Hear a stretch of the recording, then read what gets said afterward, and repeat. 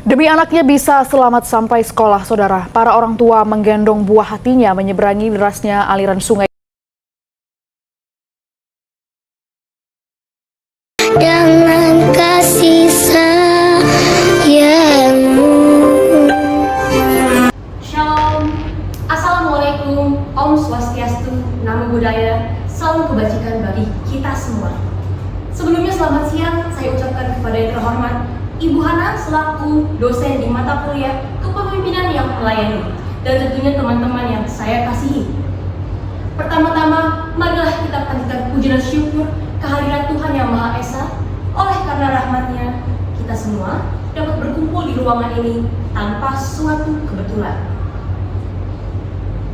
Hari ini, saya berdiri di sini bukan hanya untuk berbicara, bukan hanya untuk omong kosong, melainkan sekarang ini saya ingin menyampaikan sesuatu suara hati yang mungkin terpendam dari benak saudara-saudara sekalian.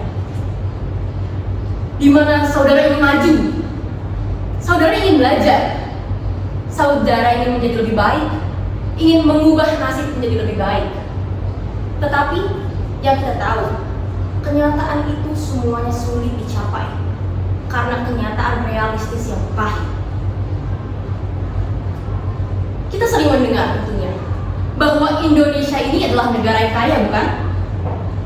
Kaya akan sumber daya alam, SDA, memiliki sumber daya manusia yang sangat melimpah, memiliki budaya yang sangat kental, dan sejujurnya semua potensi itu merupakan kekayaan yang mendasar bagi negara ini. Dan tentunya sebenarnya semua itu hal yang mendukung, hal positif. Tetapi kenapa di saat kita semua ini membahas mengenai pendidikan di Indonesia, tidak jarang anak-anak banyak yang terlantar, tidak mampu duduk di bangku sekolah dengan layak, di mana mereka tidak memiliki hak-haknya. Dan mirisnya pun, para orang tua tidak menganggap, para sebagian orang tua tidak menganggap bahwa pendidikan itu merupakan sesuatu hal yang penting, yang diharuskan. Mirisnya mereka berkata, untuk makan saja anak kami susah, saya pun susah. Untuk apa anak-anak kami menimba ilmu jika hidup kami susah? In the end, mereka hanyalah menjadi seorang pengemis yang mengais tiba ke sini, ke sana, berpindah tempat dari yang satu dan yang lainnya. Dan apakah di endingnya mereka semua ini memiliki pekerjaan yang layak? No. In the end bagaimana? Mereka hanyalah seorang pengemis. Dan apakah itu akan mengubah nasib mereka? Jawabannya no, zero. Tugas kita semua untuk membangun bangsa ini, tugas kita semua untuk membangun negara ini menjadi yang lebih baik, menjadi Indonesia yang lebih baik, dengan menumbuhkan sumber daya manusia yang cemerlang. Tidak mahlukah kita jika seperti ini terus di mata dunia, dikucilkan, diremehkan, dianggap rendah, dipandang sebelah mata oleh dunia? Saya tidak yakin akan ada Indonesia emas di tahun 2045 dicanangkan. Saya tidak yakin akan ada Indonesia emas di 2050, 2055, 2060 sekali. Bahkan 2060 mungkin Indonesia perak itu tidak ada jika kondisinya terus-terusan seperti ini. Perjuangan anak bangsa harus didukung oleh potensi-potensi yang mereka miliki. Tidak jarang pula anak-anak yang menempuh pembelajaran di sekolah-sekolah dengan melewati rintangan. Mereka harus menghadapi banyak rintangan untuk menuju ke bangku sekolah.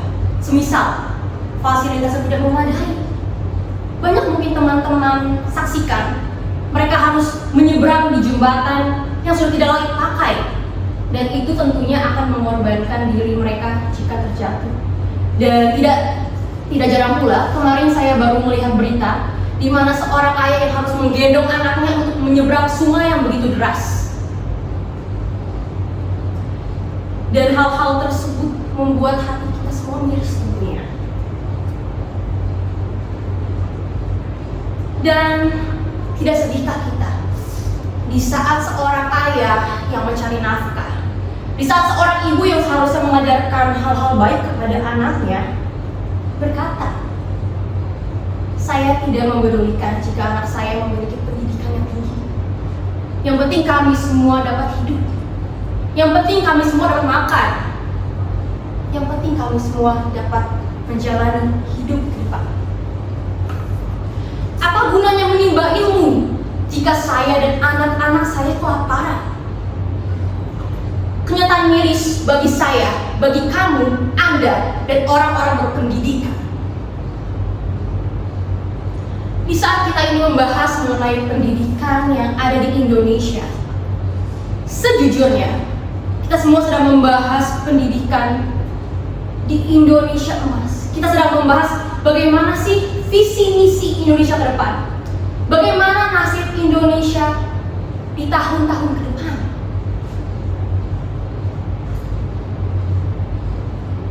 Dan hal-hal tersebut dapat kita capai jika kita semua turun tangan. Bagaimana mereka semua dapat bermimpi untuk memenuhi semua mimpi-mimpi mereka jika saat mereka belajar, mereka juga harus mencari nafkah, mereka juga harus bekerja. Bagaimana cara mereka membagi waktu? Bagaimana mereka mendapatkan waktu untuk sempat belajar, membuat pekerjaan rumah? Kita sering mendengar statistik bahwa negara Indonesia ini memiliki kemampuan literasi yang sangat rendah. Dan itu bukan hanya sekedar data, itu merupakan kenyataan. Dan angka-angka tersebut tidak hanya sekedar data. Mereka mencerminkan wajah anak-anak yang terabaikan.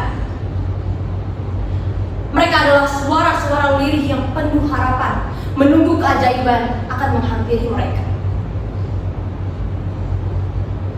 Banyak dari kita mungkin berpikir bahwa pendidikan ini merupakan tanggung jawab dari pemerintah, dari kepala negara, dari wakil negara. Namun sesungguhnya pendidikan ini bukanlah milik negara. Kita semua dapat turun tangan. Pendidikan adalah tanggung jawab kita bersama.